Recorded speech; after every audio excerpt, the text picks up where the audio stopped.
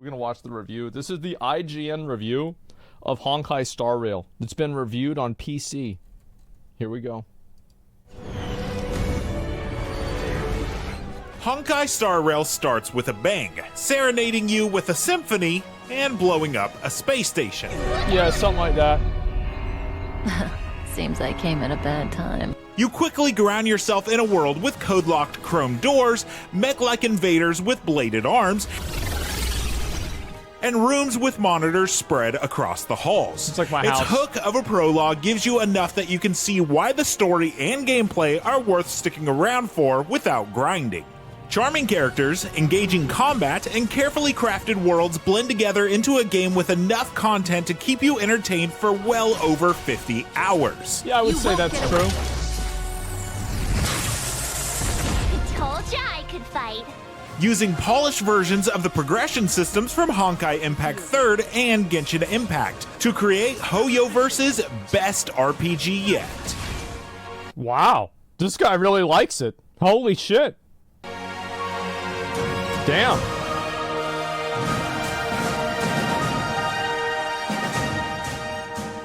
Hoyo has a reputation for crafting gacha games with a strong emphasis on story, and Yeah, of Star Rail course. lives up to it. Well, the reason why they focus a lot on story is that if you know enough about a character to imagine yourself in a relationship with her, it would logically make more sense that you would spend more money to get her in the game. You play as the Trailblazer, an amnesiac protagonist who travels planet to planet on a spaceship-like train called the Astral Express. Major story arcs dip into the city of Bellowbog's political Oh, why was he playing this on a Nokia phone? What's this frame rate? Express. Major story arcs dip into the city of Bellowbog's political conflict and its poverty-stricken underworld. It also balances darker themes like loss with lighthearted jokes, some of which reference pop culture or RPG cliches. Oh yeah, they do. Weaving these They're threads great. together puts the spotlight on other characters and makes the overall story more cohesive as a whole. There are some twists and turns along the way with some questionable pacing, but eventually leads to an entertaining outcome. Of course, the story is far from finished. Hoyo still plans to add more in future updates like it has and still does with Genshin Impact. Well, I think that's what they're going to do. They're going to just keep adding new content every month or so, or 2 months, something like that, because that's going to keep people engaged with the game. But Honkai Star Rail already succeeds at slowly makes revealing sense. small details about each character and creating situations that bring out different facets of their personality. Uh-oh. This fight There was really are cool. 3 major worlds so far, each of which has a wealth of details hidden in every nook and cranny. Yeah, I would say this is probably the better part about the game. This is the part that I would say really makes it stand out, is the amount of little Easter eggs and interactables in the world that make the world feel like it's not just a one-dimensional level simulator. I think that's probably the most... That probably stands out the most in the game. Surprisingly immersive for a non-open world? Yeah, exactly. Trigger many interactions and learn new information from just investigating random objects and talking to your travel buddies and NPCs. On Yep. top of that, there's a snippet of lore attached to each light cone, the girl which are character. weapon-like cards that you attach to your characters to raise their stats and grant them special abilities. Yep. And even entire in-game books to read if you want. That'll all be for Yeah, naught. there's a fuckload of lore in this game. I remember looking at some of it because I just I went through and I did all of the quests off stream, and oh my god, that was a long time.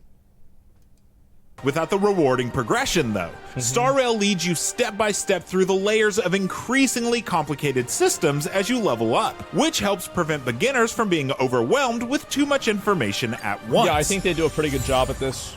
All the leveling items and materials you need come from different places and doing separate types of challenges, so it can be a lot to remember at the beginning when you're just learning how to play. Which makes sense. You then need to decide how to spend your Trailblaze power, the main consumable resource you need to claim rewards. Do you want to level up your character's abilities first, or do you want to level up their light cone?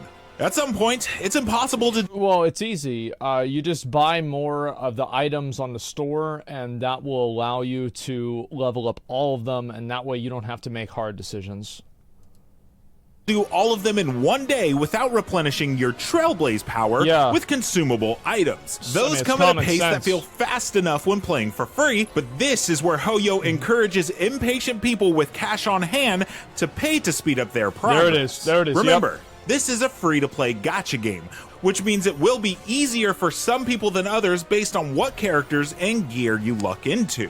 However, it's also set up in a way that's fair. That's true, right? I mean, like, if you get... The thing is, like, if you get lucky, like, there are people that get lucky and they get, like, 2 S-tier characters right off the rip with, like, all their free-to-play spins, and the game is just going to be naturally easier for them. Even when you're not paying, it gives you like plenty of resources to get started, including at least 80 free pulls from the banners, which grant you characters and gear and permanent rewards from side content. You're also guaranteed at least 1 5-star character from the standard banner about 50 pulls in. It already offers 7 characters. Yeah, it's good for them to give you all the pulls, and that way it gets you involved. Like, the goal really is to get you doing spins regularly, even though it's like, like, you're going to get a few of them, and then maybe you wouldn't spend quite as much money, but it will get you addicted better. For free, so you have plenty of options to juggle, so you don't need luck or money to enjoy it. Fighting is meaningless. I've heard a lot of people tell me that, like, I've seen videos of, like, Honkai Star Rail, and oftentimes some of these, like, really broken combos aren't using the 5-star characters. And that really surprised me. Star Rail uses a turn-based combat system that gives you plenty to consider in terms of strategy, making it all the more satisfying when you pull off a victory. Each character is a combination of 2 types, a class, called a path, like damage dealer or support, and an elemental affinity similar to Pokemon. So there's enough variety that experimenting with team composition is hours of fun. Yeah, I also enjoy finding different ways to buff Seal to solo the entire team. Yeah, I think that's really fun. Some teams may have an ace defender instead of a healer, or someone that debuffs enemies instead of buffing their own team members. You also have a chance to switch teammates around depending on the weaknesses of the upcoming enemies. Better late than never. So, planning ahead can be just as important as what you do when the fight begins. Unfortunately, Star Rail keeps the infuriating artifact system from Genshin Impact in the form of its relics, which are gear that you equip on characters to boost their stats. There are too many layers that rely on chance. Even if you have a relic with at least 3 desirable substats, it's still possible that the randomized system will funnel every boost into the worst one for your character. Oh, I see. So every single time that you do an upgrade on it, it gives a benefit to one stat, but the stat that it gives a benefit to is random? Yes? Okay. Yeah, Tower of Fantasy worked the exact same. Yeah, okay. Yeah, I mean, like, I also think that's stupid, but that's just the way it is. To its credit, there's a custom relic system that allows you to craft your own relics with enough of the related consumable item. But until you've played for many hours and found enough junk to exchange for an ideal piece of gear, it feels like a lot of wasted time. Yeah, it's true. At least that time can be spent well learning the different systems, building a strategy, and managing your resources as efficiently as you can while enjoying the story and characters. Beginners might get away with throwing on whatever gear they find without leveling up or considering the stats, but it becomes more difficult after a certain point without proper investment. Does it really become that hard? I mean, like, so far, not really, but I also did, like, a lot of pay-to-win stuff, so it's going to be easier for me, too. I've heard from a lot of people that they were able to clear the story and do everything without any real trouble, being completely free-to-play. If you're not paying attention, battles can start to drag on for many reasons, including poor team synergy, underleveled characters and equipment, or type disadvantages.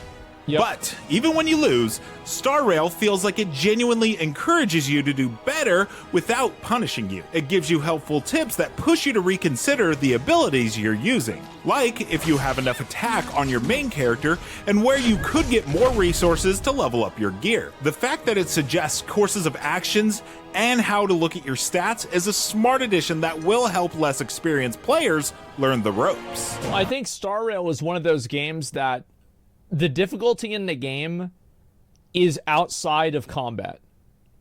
It's in building your team in a way that your team will succeed. That's what's really hard, is like making sure that you're able to like get the right gear, get the right sets, because the combat is easy. At least so far, it's been pretty fucking easy. Yeah, it's strategy. It's a strategy game more than like a That's fucking just Dark Souls. Some of the like, tons of React text content. you'll have to read. You know, not Some React, but, scenarios like, reaction are content. voice acted, which added to their drama. Yeah. Even long explanations from NPCs can feel entertaining thanks to the lively voice performances. But in many cases, you should prepare for lots of text. The wordy dialogues make sense in the main missions because the little details add up to give you the bigger picture of what's happening in the plot. The best missions involve characters that were given reasons to feel attached to, and that can work even when they don't have flashy cutscenes. Many missions outside of the main story also flesh out the worlds that you visit with entertaining and sometimes heartbreaking scenarios. You do get to make some decisions that have enough weight to potentially ruin some NPCs' lives, but they don't drastically change the outcome of the plot. That's understandable, considering that this is an ongoing story and the developers can only create so many branching paths. It's things like, should you send a known scammer to jail even if he makes people happy with his lies? Should you pull the plug on a well-meaning robot to stop a possible rampage? Yes. Yeah, we beat the fuck out of this dude. We put this dude in the dirt. Apparently there was a third phase. We didn't even know what happened. If it would essentially remove their another emotional robot? intelligence and individuality. However, some side quests dump a lot of information without as much investment. Yeah, of It course. starts to feel like a chore rather than an accomplishment to wrap up lingering side quests. Perhaps if there I were think more... that's always how it is, because like most of the time the reason why it feels like a chore is because of the reason why you're wrapping up the side quests. You're not wrapping up the side quests because you want to learn the lore and you want to learn the game. You're wrapping them up because they give you Trailblazer experience and you want to level your character. So the goal is not to understand the story. The goal is to complete this quest as quickly as possible because you want to make your character more powerful. So that's why the side quests feel like that. I had fun with the side quest, though? Yeah, because you're probably not as compelled to focus on that stuff. Or hidden character lore like in the companion missions, they would be more enticing than just gaining points at the end. Finally, veterans of other Hoyo games will appreciate the loads of quality of life improvements in Star Rail. Like how its descriptions highlight in-game jargon like break effect that might need explaining and offer a definition when you click on it. Yeah, it it's also true. has a recommended gear button that you can use to automatically choose relics for each character if you I did that with every single one. don't want to spend time crunching the Yeah, numbers. I didn't want to figure it out. And each enemy has icons I'll indicating do that their whenever I get my weaknesses legendary gear. before you even approach them in case you forget. Yeah. They even have at least 2 weaknesses so that you don't feel like you're disadvantaged because of just one missing element, which makes it much more forgiving if you haven't covered every single element in your party. I agree with that. I think the element stuff is probably going to matter like the higher level you get. Like earlier on, it's not that big of a deal. And then like once you're at about where I'm at, yeah, it does start to matter more. It's kind of common sense, right? Honkai Star Rail is the best free-to-play game of the year so far. Its stellar storytelling and satisfying progression systems offer dozens of hours of content that a Hoyo newcomer can enjoy, even without paying for gacha items or having played Honkai Impact 3rd or Genshin Impact. Combat is deep, with layers of strategy for those willing to dig into details, but done in such a way that it doesn't get in the way of more casual players enjoying it. Its world building also expands outside of the main story. Is that true? I think that's generally true. Yeah, okay, sure. Because there are like there's a lot of ways that the game can kind of effectively play itself. Yeah, the trash can lore goes deep. It does. Into the side missions and interactable objects, making an already captivating world even more lively. This is the kind of RPG that you can play for months without getting tired of it. We'll see about that. 3, Damn, they gave it a 9? 1. Holy For more, shit. check out our reviews of Demio and Mighty Doom. And for everything else, stick with IGN. Let's see what other people look at it as. Let me see. Honkai Star Rail review. I feel like a lot of people are rating it really high. Look at this. 81% Metacritic, 9 out of 10, 90%. Look at this. There's a lot of people that have rated it super highly. Like 4.5 stars. Look at all these. This one's not so good. Honkai Star Rail PC. Yeah, I think that a lot of people have rated it high. I mean, it's free. Yeah, it is. And where does the game rank for me? Where does the game rank for me? What would I rank the game? I haven't played a turn-based game since Super Mario RPG on the Super Nintendo. The last time I played a turn-based game, the internet didn't exist. Okay? So it's so hard for me to make a decision and say, oh, well, this game, yeah, it's fucked up to say it like that, right? This game is like a 9 out of 10 or an 8 out of 10. I feel like I've enjoyed the game a lot. And also, I haven't done a review on it yet because I haven't beaten the game. Like, whenever I beat all the story content, I complete World 6 on the simulated universe, I start leveling up my endgame gear, then I will make a actual review on the game. But the thing is, too, for me, is that I actually don't... It's hard for me to do a review on the game because how can I do a review on the game and give it an accurate review that people can resonate with if I spent $1,000 on the game to make my characters more powerful and do more damage? So, like, my experience, like, I'm going to have to structure the review in a way that doesn't take into account that. You can do an inaccurate one. Yeah, play without seal. Well, there's a lot of people that play without seal and they have good comps too. It's not that big of a deal. I'm gonna play Persona 5 sometime. Yeah, something like that. Review the story. I think that the story was incredibly good. I actually think the story was really, really good. And the people that didn't like the story, I think the reason why they didn't like it was because it was anime girls. And I said this before, that the Branya and Sela, like, conversation in front of that fucking like that foster home, if that conversation was between Thrall and Grom Hellscream, I think those are the two people I used, that would be like one of the best cinematics ever.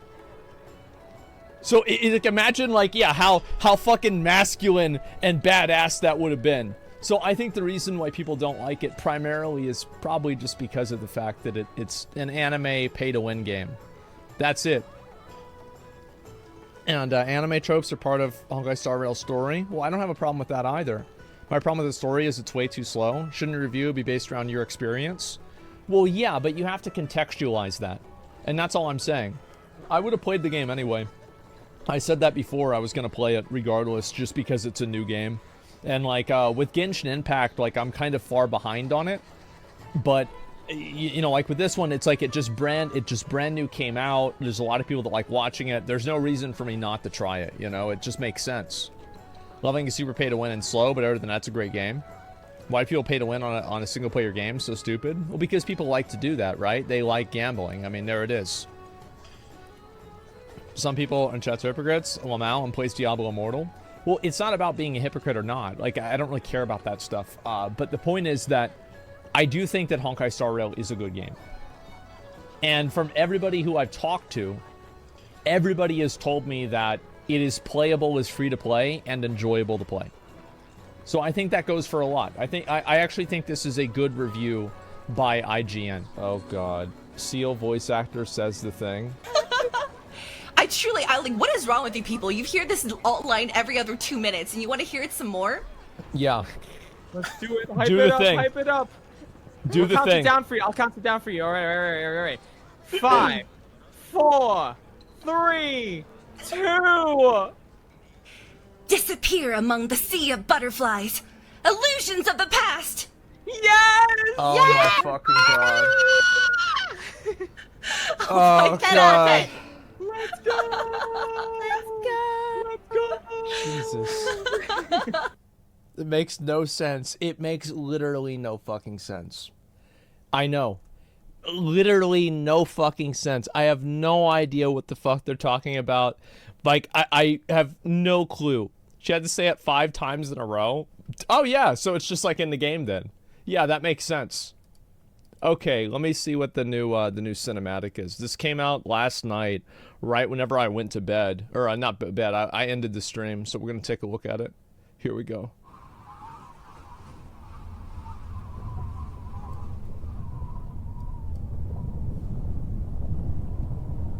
It's a dude, who cares? Yeah, true.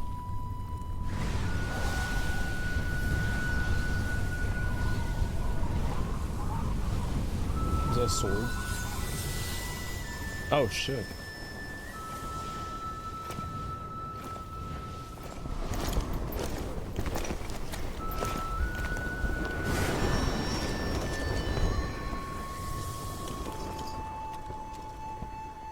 Heed this oath. As clouds that cover the heavens, will the knights protect the Cienjo.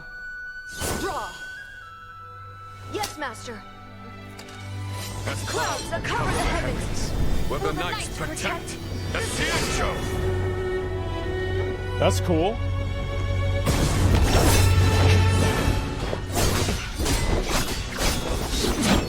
This is actually pretty good. Hold firm. A cloud knight must never let slip their will, nor let slacken their form. Yes, Master. Well, this looks awesome. It's a turn-based anime game that's pay to win. Yeah.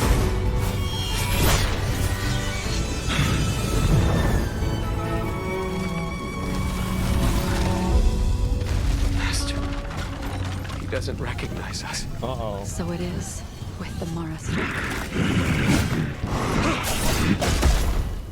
To become stricken with Mara is to be a long-life species. If I too become stricken in times hereafter, you must not hold back. That's like the curse of like long life or whatever. That's how they got resurrected. No sense of time, humanity waiting, a serious case. You should leave, Genuine.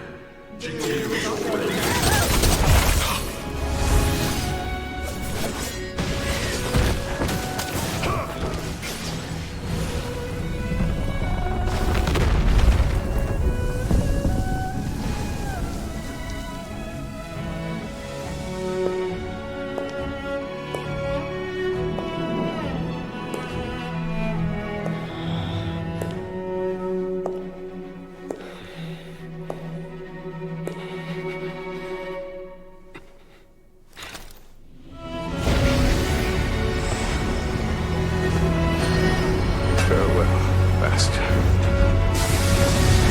Oh shit!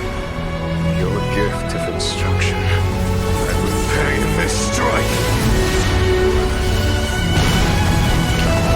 Damn!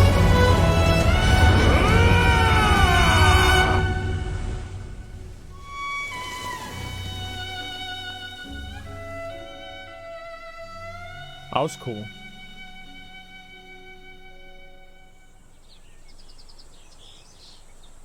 That's actually pretty good. 9,996, 9,997, 9,998, Oh, that's the kid from the cinematic. 9,999, 10,000. A Cloud Knight must never let slip their weapon, nor let slacken their form. Though, you'll have to grow a little taller before the Knights will have you. I want to be like you, General. I want to be a famous Cienjo legend. You do. It is a difficult road, But that's the road you took, right, General?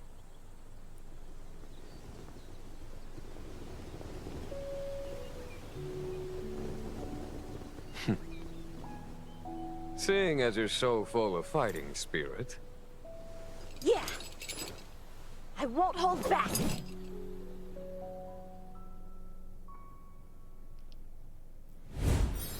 That was actually pretty good. Holy fuck. Yeah, I didn't expect it to be good. I feel like a lot of these cinematics that they've put out, like, dude, they've been putting these out like crazy. I feel like a lot of them are actually pretty good, man. Yeah, no gameplay though? Bro, like, I think that attack that he did with, like, the big guy, that's like his ultimate attack. I saw it on, like, a YouTube video or some shit. So, yeah. Let's see here. And it's his ultimate, I think? Yeah, exactly. Let me link you guys the video. There it is. And it's actually, I'd actually watched that anime. Yeah, I thought it was pretty good. Can you imagine using the gacha money to give back to fans? Well, it's... I mean, this is how they get people to continue, like, playing the game, right? To keep them invested in the game and shit like that, is to have it, you know, like, make really cool stuff like this, and people be like, wow, okay, now I'm thinking about the game. Because, like, every time they bring one of these out, people go and watch it, and whenever they watch it, they're like, oh shit, maybe I should go back and play the game. Maybe I should log on and see what's going on in the game. And whenever they do that, then maybe they spend money. Maybe they play the game again, right? And so that's the mindset. Yeah, deepen the parasocial bond to make users spend. Yeah, something like that, sure. And did you ever watch the other video? Yeah, I watched all of them. I'm pretty sure I've seen every single one. Almost goes the what? Yeah, bro, and that is so good. Bro, compare this shit. Compare this shit to that raid cinematic that we had yesterday. Yeah. Compare it to the WoW cinematic. Isn't that crazy? Man, watch it. I don't think I'm going to have to. I'm going to be honest. I really don't think we need to do that, man.